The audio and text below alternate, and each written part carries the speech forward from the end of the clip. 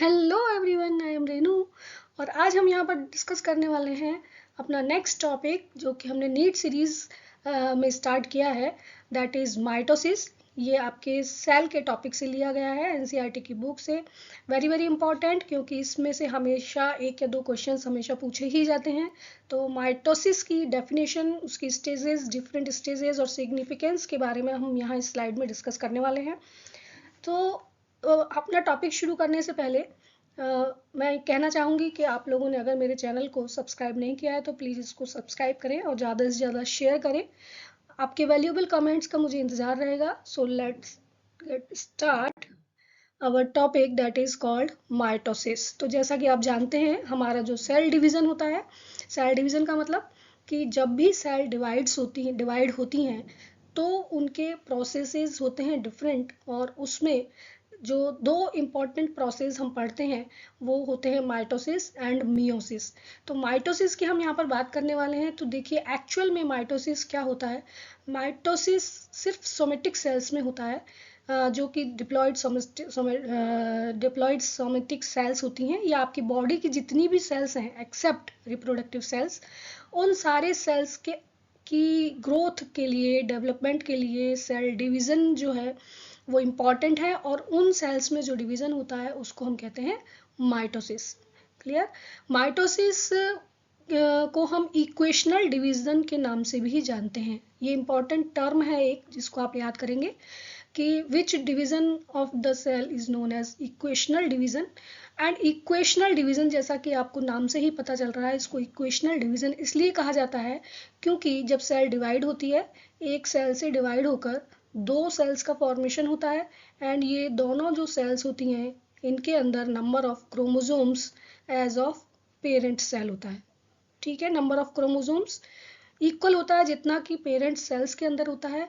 For example, अगर हम यहाँ पर बात करें, ह्यूमन बींग्स के अंदर जो डिप्लॉयड सेल होती हैं उनमें 46 नंबर ऑफ क्रोमोसोम्स प्रेजेंट होते हैं। तो जब सेल डिवाइड होगी और दो डॉटर सेल्स में डिवाइड हो जाएगी, तो हर डॉटर सेल के पास 46 नंबर ऑफ क्रोमोसोम्स प्रेजेंट होंगे, that is identical to the parent cell. ये जो दो डॉटर सेल्स यहाँ पर फॉर्म हुई हैं, इन डॉटर सेल्स के पास जितने नंबर ऑफ क्रोमोसोम हैं, इतने ही नंबर ऑफ क्रोमोसोम हमारी पेरेंट सेल के पास भी होते हैं। इसलिए इसको हम क्या कहते हैं, इक्वेशनल डिवीजन कहते हैं। तो ये क्लियर हो गया। माइटोसिस का दूसरा नाम क्या होता है, इक्वेशनल डिवीजन। और इक्वेशनल इसलिए कहा जाता है क्योंकि it consist the equal number of chromosomes as of parent cells. Daughter cells जो भी बनेंगी, दो सेल्स, उनके पास सेम नंबर ऑफ क्रोमोसोम्स होंगे जितने कि उनकी पेरेंट सेल के पास होते हैं। क्लियर। अब इसको, ये जो माइटोसिस का पूरा प्रोसेस होता है, ये दो स्टेप्स में कंप्लीट होता है। ये दो स्टेप्स में फर्स्ट जो डिवीजन होता है उसको हम कहते हैं कैरियोकाइनेसिस, और सेकेंड डिवीजन को हम कहते हैं साइटोकाइनेसिस। दो डिवीजन हो गए, यानी दो स्टेजेस में कंप्लीट हुआ। और वो जो स्टेजेस हैं या वो जो फेजेस हैं जिनमें ये कंप्लीट होता है, उनमें से सबसे पहला डिवीजन जिसको हम कैरियोकाइनेसिस कहते हैं। तो देखिए, यहाँ पर जो टर्म दी गई है कैरियो, कैरियो का मतलब होता है न्यूक्लियस, एंड काइनेसिस का मतलब होता है डिवीजन। क्लियर। जैसा कि बायो में आप लोग जानते ही हैं, जो भी टर्म्स होती हैं आपकी, उनके कुछ ना कुछ मीनिंग होते हैं। तो यहाँ पर हम बात कर रहे हैं कैरियोकाइनेसिस। तो न्यूक्लियस का जो डिवीजन होता है वो डिवीजन कैरियोकाइनेसिस कहलाता है। एंड साइटो का मतलब होता है साइटोप्लाज्म, और साइटोप्लाज्म का जो डिवीजन होता है उसको हम साइटोकाइनेसिस कहते हैं। ठीक है। तो सबसे पहले क्या होगा, कोई भी जो सेल है, एक सेल जिसके अंदर डिवीजन हो रहा है, वो प्रिपेयर हो रही है, और प्रिपरेशन के बाद उसके अंदर जो डिवीजन होगा वो सबसे पहले उसका न्यूक्लियस डिवाइड होगा, और न्यूक्लियस के डिवीजन के बाद उस सेल के अंदर साइटोप्लाज्म डिवाइड हो जाएगा, और जो न्यूक्लियस टू पार्ट्स में डिवाइड हो गया था वो ईच सेल के अंदर चला जाएगा। इस तरह से ये डिवीजन कंप्लीट होगा। लेकिन न्यूक्लियस डिवीजन बहुत इजी नहीं होता है, यानी कि वो डिफरेंट स्टेजेस में कंप्लीट होता है। और वो जो डिवीजन है, उनकी जो स्टेज होती हैं कैरियोकाइनेसिस की, वो prophase, metaphase, anaphase and telophase, 4 stages में जाकर कंप्लीट होता है। ये 4 स्टेजेस को हम अभी वन बाय वन डिस्कस यहाँ पर करने वाले हैं। तो जैसा कि आप मान रहे हैं यहाँ पर, हम पहले तो ये देख लेते हैं कि प्रोफेज एक्चुअल में क्या होती है। प्रोफेज का मतलब होता है प्री, प्रो का मतलब प्री। तो ऐसी स्टेज जो कि सबसे स्टार्टिंग में होती है, प्रिपेयर करता है सेल उसमें अपने आप को डिवीजन के लिए, तो वो प्री फेज कहलाती है या प्रोफेज कहलाती है। मेटाफेज का मतलब मिडिल स्टेज होती है। इसको मेटाफेज इसलिए कहा जाता है क्योंकि यहाँ पर जितने भी क्रोमोजोम्स होते हैं वो एक मिडिल एरिया में जाकर अरेंज हो जाते हैं और एक मेटाफेज प्लेट बनाते हैं, इसलिए इसको मेटाफेज कहा जाता है। एनाफेज का मतलब होता है पोस्ट मेटाफेज, यानी कि मेटाफेज के बाद वाली जो स्टेज होती है उसको हम कहते हैं एनाफेज, जहाँ पर कि जो भी डिवीजन हुआ है न्यूक्लियस का वो कहाँ चले जाते हैं, पोल्स पर जाकर, सेल के पोल्स पर जाकर इकट्ठे हो जाते हैं। और टीलोफेज के टाइम में क्या होता है, सबसे एंड, टेल का मतलब होता है, टीलो का मतलब है एंड स्टेज, तो सबसे लास्ट वाली जो स्टेज होती है वो टीलोफेज कहलाती है, जिसमें कि जो न्यूक्लियस है उसके अराउंड बाकी सारी जो डिवीजन के टाइम पर सारी चीज़ें डिसअपियर हो गई थी वो रीअपियर हो जाती हैं। एंड इसके बाद जब ये न्यूक्लियस डेवलप हो जाता है दोनों साइड में, तब ये साइटोप्लाज्म डिवाइड होता है, यानी कि साइटोकाइनेसिस हो जाता है और सेल इस तरह से दो पार्ट्स में डिवाइड हो जाती है। तो आइए देखते हैं इसके बारे में डिटेल में कि ये सारी स्टेजेस। तो इस स्टेज के बारे में हम बात करने वाले हैं, फर्स्ट स्टेज जिसको हम कहते हैं प्रोफेज। और जैसा कि हमने अभी बताया, प्रोफेज का मतलब है फर्स्ट स्टेज, या जो सबसे पहले वाली स्टेज होती है, प्री स्टेज जो होती है उसको हम प्रोफेज कहते हैं। यहाँ पर सेल अपने आप को प्रिपेयर कर रही है नेक्स्ट डिवीजन के लिए, ठीक है।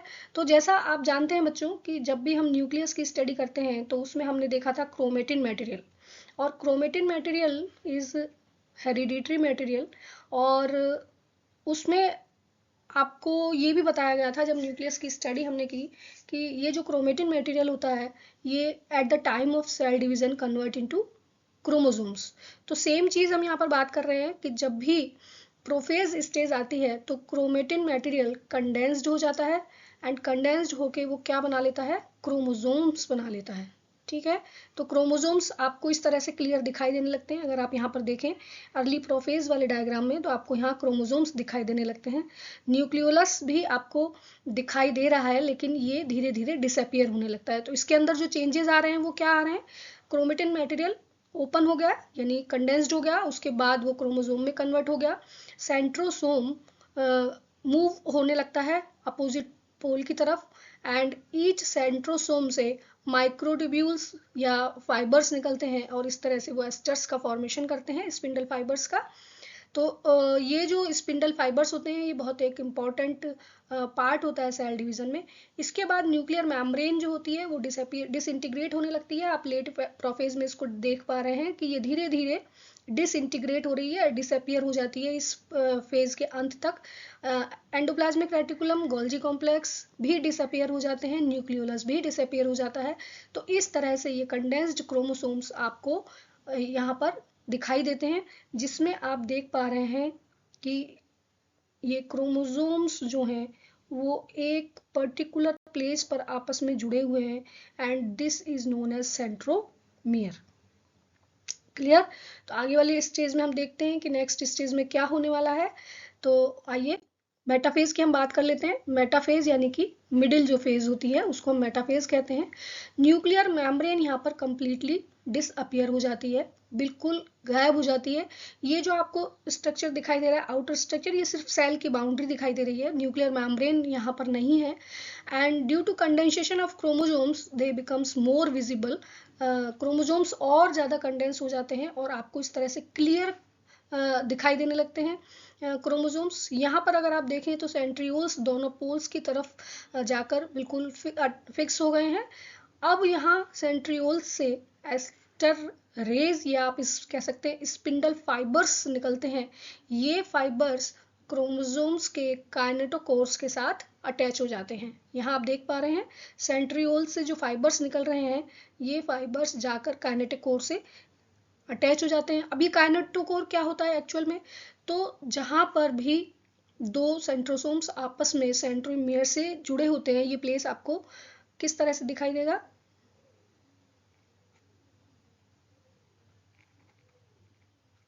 यहाँ पर सेंट्रोमियर जहाँ पर ये जुड़े हुए हैं उनके बाहर एक डिस्क जैसी स्ट्रक्चर होती है जहां पर कि स्पिंडल फाइबर्स अटैच्ड होते हैं, ये जो स्ट्रक्चर होती है डिस्क शेप्ड, इसको हम कहते हैं काइनेटोकोर।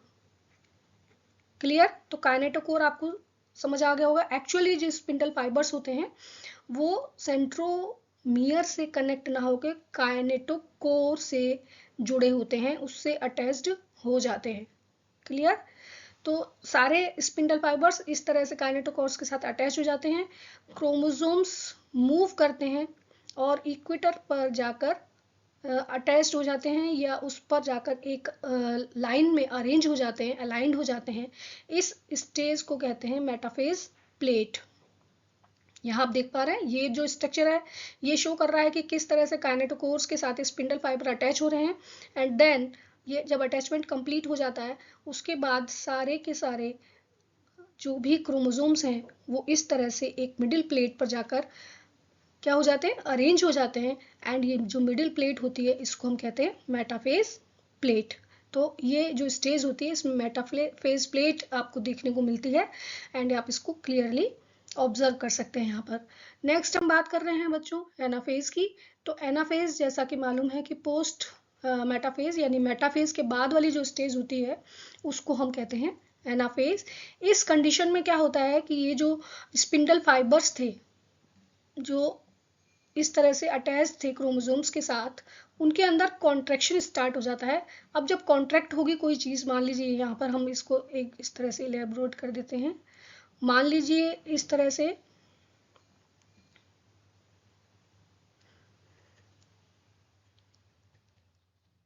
ये एक स्पिंडल फाइबर से जुड़ा हुआ है और दूसरा जो इसका एंड है वो दूसरे स्पिंडल फाइबर से जुड़ा हुआ है। तो इस तरह का जब कंडीशन होता है तो मान लीजिए इसमें कॉन्ट्रैक्शन होगा, तो कॉन्ट्रैक्शन से क्या होगा, ये दोनों अलग अलग अपने अपने पोल्स की तरफ मूव करेंगे स्पिंडल फाइबर्स, और इस कंडीशन में ये जो सेंट्रोमियर होता है यहाँ से क्रोमोसोम डिवाइड हो जाता है। एंड ये जो डिवीजन है जहाँ पर दो क्रोमेटिड्स फॉर्म हो गए, सेंट्रोमियर के डिवीजन से क्रोमोसोम के दो पार्ट हो जाते हैं, उनको हम कहते हैं सिस्टर क्रोमेटिड्स या उनको हम डॉटर क्रोमोसोम्स भी बोल सकते हैं। ये खिंच जाते हैं, यानी कि जैसे ही इसके अंदर कॉन्ट्रैक्शन होगा ये डिवाइड हो जाएगा सेंट्रोमियर आपका यहाँ बीच में से हॉरिजॉन्टली, और इसके साथ साथ दो क्रोमेटिड्स जो होंगे वो अपोजिट पोल की तरफ मूव करना स्टार्ट कर देंगे। और इस तरह का स्ट्रक्चर आप देख पा रहे हैं, जैसा डायग्राम में देखिए एनाफेज में क्रोमेटिड्स जिनका कि सेंट्रोमियर कहाँ होता है, पोल की तरफ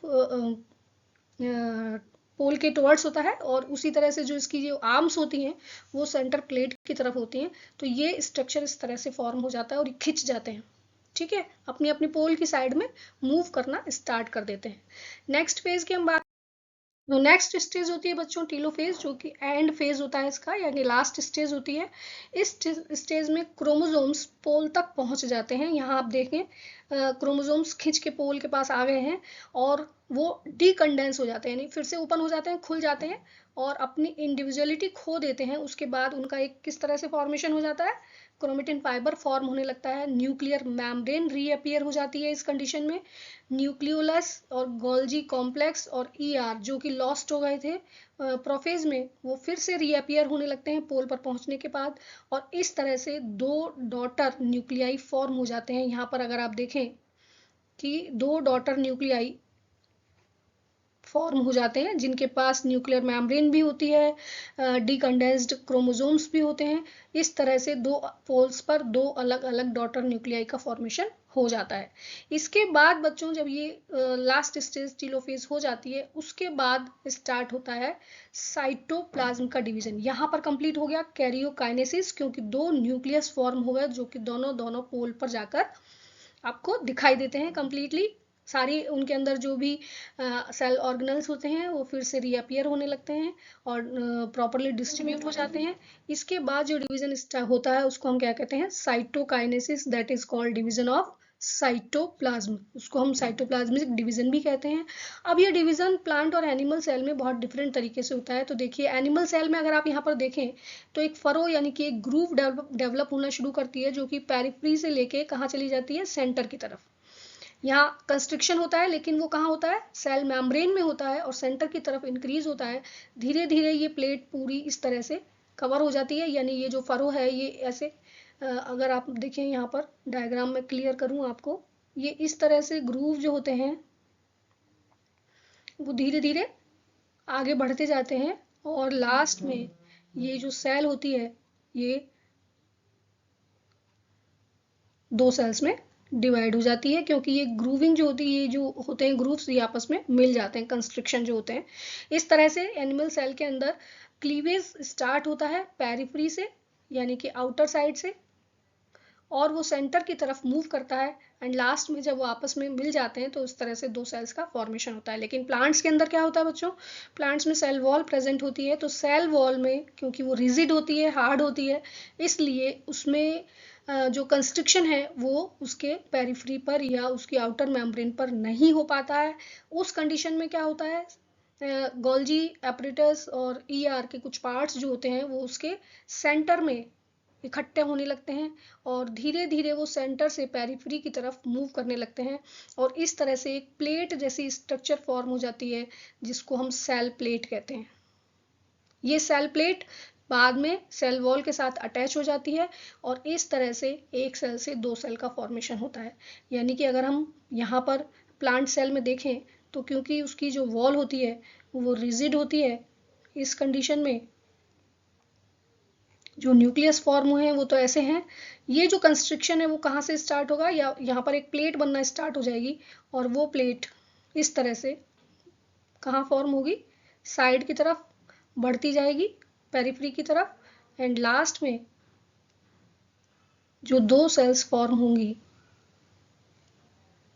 वो इस तरह से फॉर्म होंगी।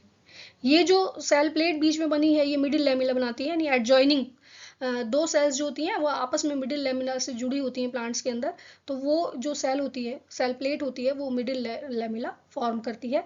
इस तरह से सेल का डिवीजन, साइटोप्लाज्म का डिवीजन होता है प्लांट्स के अंदर और एनिमल्स के अंदर। कुछ डिफरेंट है, तो डिफरेंट क्या है कि क्लीवेज जो स्टार्ट होता है एनिमल्स में वो पेरिफेरी टू सेंटर जाता है, यानी कि बाहर से अंदर की तरफ जाता है, लेकिन अगर हम प्लांट्स की बात करें तो वो अंदर से बाहर की तरफ, यानी सेंटर से पेरिफेरी की तरफ जो कंस्ट्रिक्शन है वो फॉर्म होता है या सेल प्लेट फॉर्म होती है। इस तरह से सेल का डिवीजन कंप्लीट हो जाता है और ये जो पूरा प्रोसेस होता है ये माइटोसिस कहलाता है, जो कि 2 पार्ट्स में हमने डिस्कस किया। एक था कैरियोकाइनेसिस और दूसरा था साइटोकाइनेसिस। कभी कभी क्या होता है बच्चों कि कैरियोकाइनेसिस जो होता है वो तो कंप्लीट हो जाता है, लेकिन उस सेल के अंदर साइटोकाइनेसिस नहीं होता है। अब सेल के अंदर 2 न्यूक्लियस बन गए लेकिन साइटोकाइनेसिस हुआ ही नहीं, ये वाली कंडीशन आती ही नहीं है। तब क्या होता है कि एक ही सेल के अंदर 2 न्यूक्लियस आपको दिखाई देते हैं एंड इस तरह से मल्टी न्यूक्लिएट सेल्स का फॉर्मेशन होता है। ये कंडीशन कहलाती है syncytium. This is very very important, ये टर्म बहुत इंपॉर्टेंट है सिंसाइशियम। तो जब भी कैरियोकाइनेसिस साइटोकाइनेसिस से फॉलोड नहीं होता है या साइटोकाइनेसिस नहीं होता है किसी सेल के अंदर, तो मल्टी न्यूक्लिएट कंडीशन फॉर्म हो जाती है और उसी कंडीशन को हम सिंसाइशियम कहते हैं। आई थिंक ये आपको क्लियर हो गया होगा। देन लास्ट जो टॉपिक है हमारा that is significance of mitosis. Mitosis actual में क्यों जरूरी होता है और क्यों होता है माइटोसिस, तो देखिए सबसे पहली चीज हम बात कर रहे हैं सेल डिवीजन माइटोसिस के बारे में, जिसमें हमने ये कहा था कि जो माइटोसिस होता है वो सोमेटिक सेल्स के अंदर होता है। तो बॉडी की जो ग्रोथ होती है, अगर आप प्लांट्स के अंदर देखें, अगर आप एनिमल्स के अंदर देखें, तो एनिमल्स में न्यूबॉर्न बेबी से लेके एडल्ट तक एक पर्टिकुलर ग्रोथ एंड डेवलपमेंट होता है बॉडी के अंदर। इसी तरह से अगर हम प्लांट की बात करें तो उनके जर्मिनेशन ऑफ सीड से लेकर सीड से जो सीडलिंग्स का फॉर्मेशन होता है, न्यू बेबी प्लांट का फॉर्मेशन होता है, वहां से लेके ग्रोइंग ऑफ ट्रीज तक जो भी ग्रोथ होती है वो माइटोटिक डिवीजन के थ्रू ही होती है, क्योंकि सेल्स जो होती हैं वो मल्टीप्लाई करती जाती हैं, उनका नंबर इंक्रीज होता जाता है और उसकी वजह से वो बॉडी की ग्रोथ एंड डेवलपमेंट में हेल्प करती हैं। क्लियर। इसके अलावा आपकी बॉडी के अंदर जो भी टूट फूट होती है या सेल्स की जो रिपेयरिंग होती है वो भी माइटोसिस के प्रोसेस से ही कंप्लीट होती है। तो it is helpful for repairing of dead और इंजर्ड सेल्स। आप देखते हैं जब भी आपको चोट लगती है तो आपका जो घाव होता है या वुंड होता है वो कुछ टाइम के बाद फिल्ड हो जाता है कम्प्लीटली। ऐसा कैसे हुआ, क्योंकि वहाँ पर नई सेल्स का फॉर्मेशन हो गया, न्यू सेल्स बन गई और वो जो सेल्स होती हैं वो आपकी एपिडर्मिस में फॉर्म होती हैं। तो जो इंजर्ड सेल्स हैं उनको रिपेयर करने के लिए या न्यू जो डेड सेल्स हैं उनको रिप्लेस करने के लिए भी माइटोसिस नेसेसरी होता है। तो यहाँ पर एग्जांपल दिया गया है cells of upper layer of epidermis. जब भी आपको चोट लगती है, कहीं कट लगता है, तो कुछ टाइम के बाद वो फिलअप हो जाता है। इसी तरह से ब्लड सेल्स जो होती हैं, अगर आपको याद हो, ब्लड सेल्स जो हैं उनमें हमने आरबीसीज के बारे में पढ़ा था। 120 डेज आफ्टर वो मर जाते हैं, यानी उनका लाइफ स्पान 120 डेज होता है। तो वहाँ उनकी नई सेल्स का जो फॉर्मेशन होता है माइटोसिस के थ्रू ही होता है। तो ब्लड सेल्स का फॉर्मेशन, या फिर अगर हम कहें कि हमारी जो गट की इनर लाइनिंग होती है, अगर वो डैमेज हो जाती है तो उसको भी रिपेयर करने का काम कौन करता है? माइटोसिस के थ्रू ही उसको रिपेयर किया जाता है। ठीक है, वो सेल्स बन जाती हैं नई, और इस तरह से वो लाइनिंग जो होती है उसका फॉर्मेशन हो जाता है। नेक्स्ट हम बात करते हैं ग्रोथ ऑफ प्लांट्स की। तो प्लांट्स के अंदर आप देखते हैं अनलिमिटेड ग्रोथ होती है, यानी कि लाइफ लॉन्ग चलती रहती है उनकी ग्रोथ। अब ये जो ग्रोथ होती है वो किसकी वजह से होती है? तो जैसा कि आपने टिश्यूज वाले चैप्टर में पढ़ा है कि मेरिस्टेमेटिक टिश्यू जो होता है वो टिप ऑफ द प्लांट,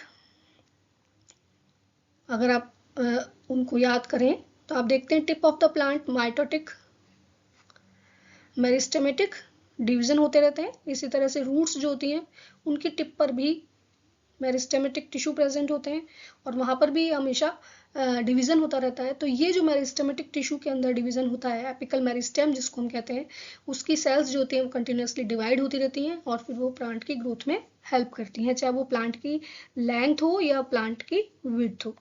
ठीक है, तो मेरिस्टेमेटिक टिश्यू जो है वो ग्रोथ ऑफ प्लांट में लाइफ लॉन्ग हेल्प करता है। इसी तरह से ये माइटोसिस जो होता है वो न्यूक्लियोसाइटोप्लाज्मिक रेशो को मेंटेन करने में हेल्प करता है। साथ ही ये क्रोमोसोम नंबर को भी मेंटेन करता है सोमेटिक सेल्स के अंदर। सोमेटिक सेल्स में जब भी डिवीजन होगा माइटोटिक डिवीजन होगा, जिससे कि उनका जो डिप्लॉयड नंबर है वो हमेशा मेंटेन रहता है। तो this is the significance of mitosis. Mitosis का क्या सिग्निफिकेंस होता है? I hope you understand it very well, and thanks for watching this video. Like subscribe जरूर करिए। Thanks again.